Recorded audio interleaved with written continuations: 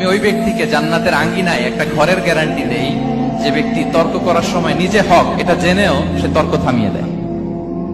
অনেক সময় হয় না, অনেকে পায়ে পাড়া দিয়ে ঝগড়া করতে আসে, এরকম আছে না নাই? আপনি চুপচাপ দেখবেন একটা বাজে কমেন্টস করতেছে, আবার কমেন্টের নিচে কমেন্ট, আবার গালি, হ্যাঁ আছে না এরকম?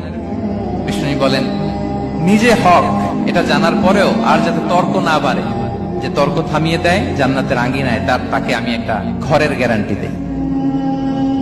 وببيت في وسط الجنة لمن ترك الكذب وإن كان مازحا।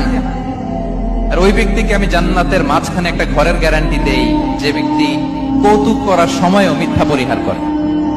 করতেছে কৌতুক, পান করতেছে, আর হি ইজ কিডিং, পান করে, কৌতুক করে, কিন্তু কৌতুকের সময়ও সে মিথ্যা বলে না। এই স্বভাব যাদের, তাদেরকে আমি জান্নাতের মাঝ বরাবর একটা ঘরের গ্যারান্টি দেই। এরপর বিষ্ণু কি বলে দেখেন, তিনি বলেন وببيت في أعلى الجنة لمن حسن خلقه। আর জান্নাতের একেবারে হাইস্ট পিক অফ প্যারাডাইস, জান্নাতের সর্বোচ্চ স্তরে আমি একটা ঘর বা একটা বাসভবনের গ্যারান্টি ওই ব্যক্তিকে দেই যে তার আচরণটা সুন্দর করেছে, যে সুন্দর আচরণের অধিকারী হয়েছে, তাকে জান্নাতের হাইস্ট পিকে আমি একটা বাসভবনের গ্যারান্টি দেই। তাহলে বলেন তো আমাদের আচরণটা সুন্দর করার দরকার আছে না নাই? এটা খুব ছোটখাটো একটা আমল, তাই না?